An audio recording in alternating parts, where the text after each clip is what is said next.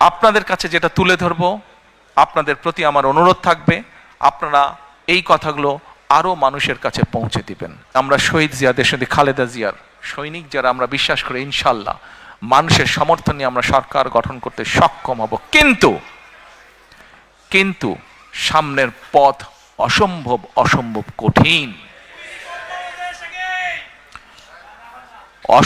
কঠিন, এবং এই কঠিন পথ যদি পাড়ি দিতে হয়, অনেকে অনেক বড় বড় সুন্দর ভালো কথা বলতে পারবে, কিন্তু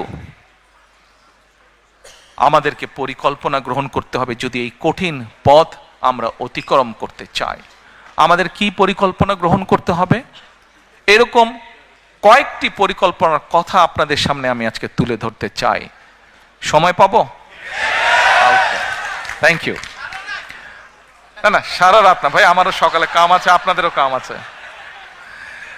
এখন কয়েকটি আপনাদের সামনে আমি তুলে ধরবো।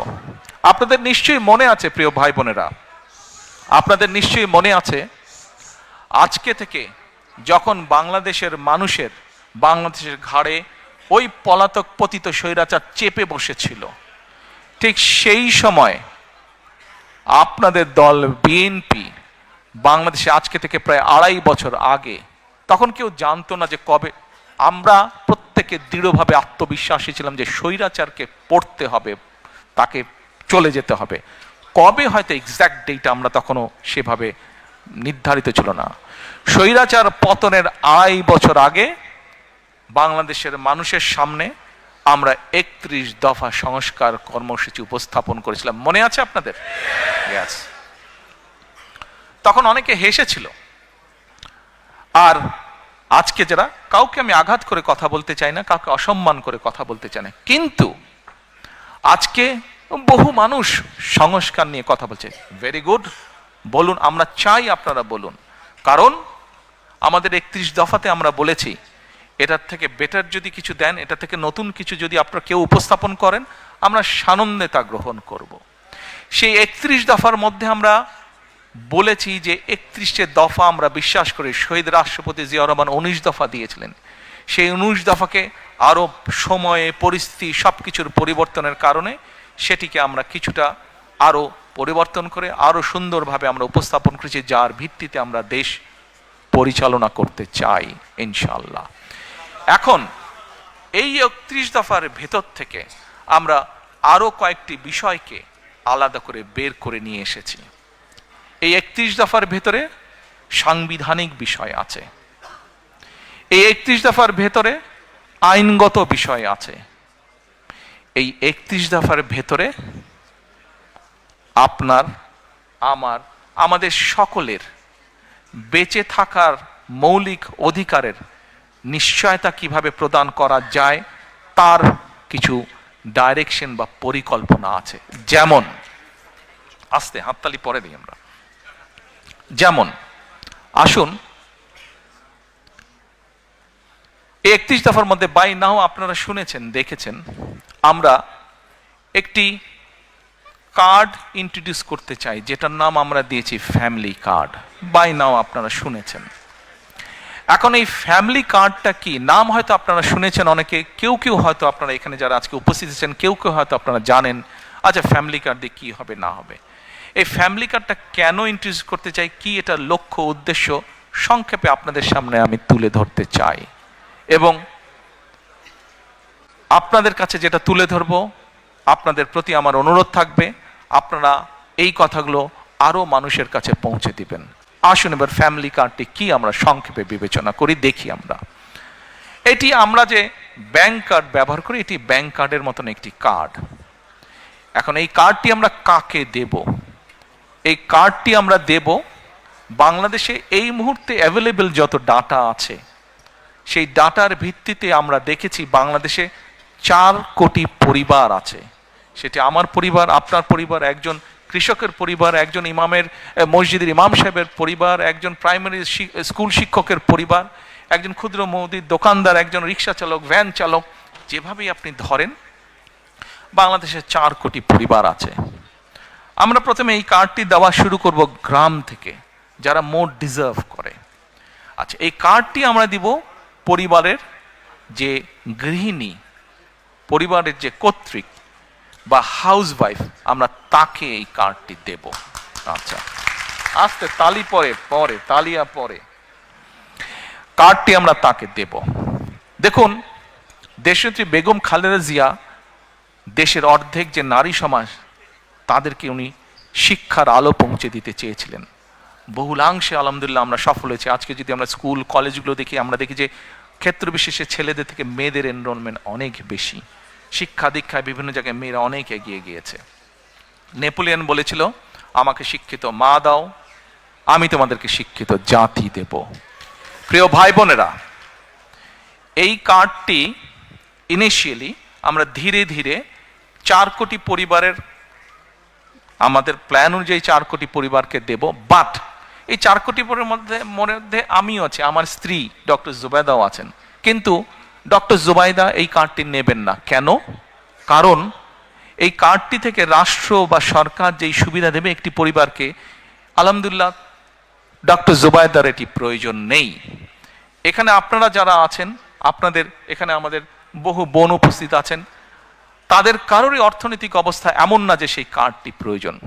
এইভাবে বাংলাদেশের 4 কোটির মধ্যে আমরা মনে করি বহু পরিবার আছে যাদের প্রয়োজন নেই, কাজেই তারা এই সুবিধাটা নেবেন না।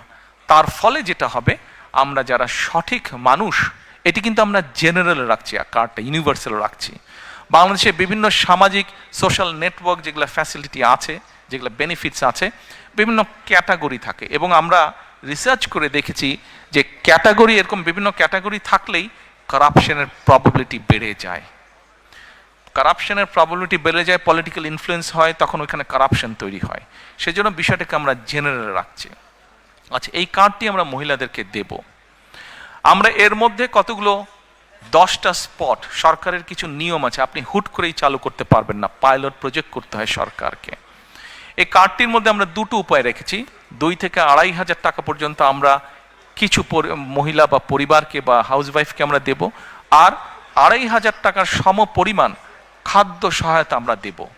পাইলট প্রজেক্টের মাধ্যমে আমরা দেখব যে 3 থেকে 6 মাস যে কোন পরিবারগুলোর কতটুকু উন্নতি হচ্ছে, কিভাবে পরিবর্তন হচ্ছে।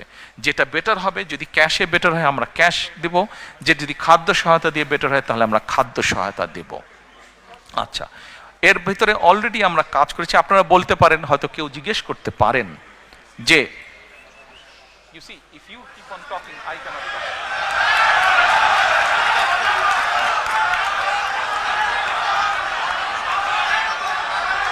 বসে আপনারা বসো না, তোমরা উঠে বসো বসো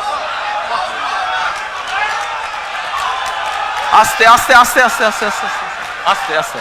আচ্ছা, এখন আপনাদেরকে যে পরিকল্পনা, 1 মিনিট ভাইরা, 1 মিনিট ভাইরা, ভাই please have a seat, you are a tall man, everyone can see you, sit. আপনাদেরকে যে একটি ফ্যামিলি কার্ডের পরিকল্পনা বলুন বা গল্পই বলুন, যা বলছি ভালো লাগছে শুনতে?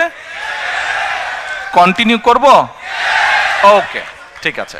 তা এখন এই কার্ডের আপনারা হয়তো কেউ জিজ্ঞেস করতে পারেন যে ভাই দলের লোকজন দিয়ে করলেন, তাদের রিসার্চ আর কতটুকু কারেক্ট হবে? এখানেই ভুল। শুধুমাত্র দলের লোক দিয়ে আমরা রিসার্চ করিনি। এই সবের কাজে, এই ধরনের কাজে যারা এক্সপার্ট আছেন, এক্সপার্টিজ আছেন, যারা প্রফেশনালস আছে, এরকম একটা টিম দিয়ে আমরা এই কাজটি তৈরি করেছি। এবং এরই ভিতরে আমাদের কাছে যতটুকু, would you like to come here and speak?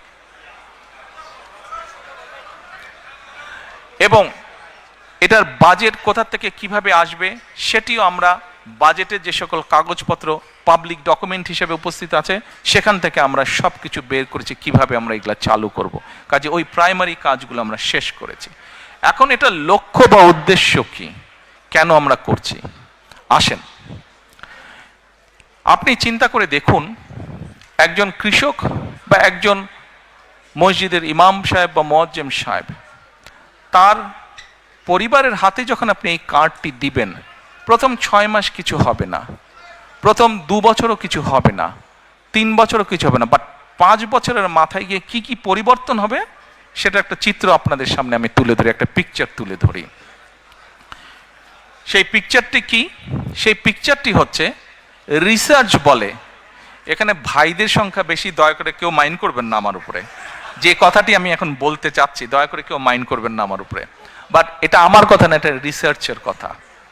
Research কি বলে, যখন পরিবারের স্ত্রীর হাতে আপনি একটা অর্থনৈতিক সহযোগিতা দিবেন, স্ত্রী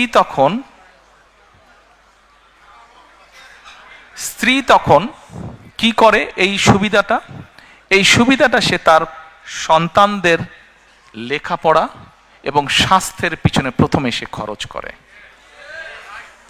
রিসার্চ বলে এই টাকাটা বা সহযোগিতাটা যদি বাবার হাতে যায়, বাবা ওই পাড়ার চায়ের দোকানে গিয়ে গল্পগুজব করে বন্ধু বান্ধবের টাকাটা উড়িয়ে দেয়। এটা আমার কথা না, এটা রিসার্চ কথা। ভাইরা আমার উপরে কিছু মাইন্ড করেন না আপনারা। আচ্ছা, তা এখন আমরা সেই জন্য মায়েদের হাতে এটা দিতে চাই।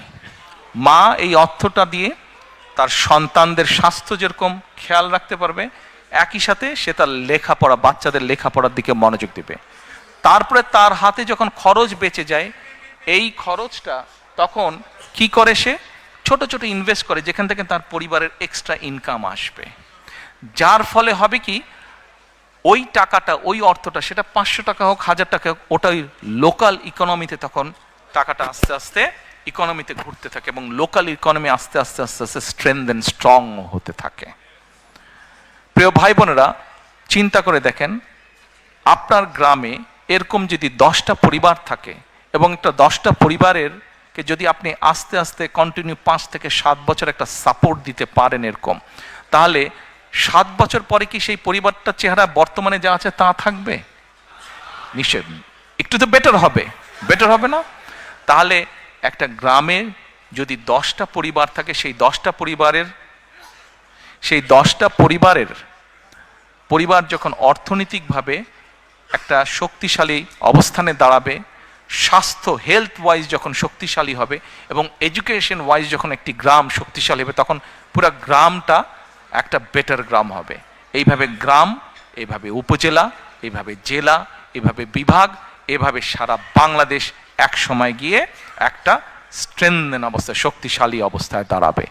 এই হলো ফ্যামিলি কার্ডের গল্প।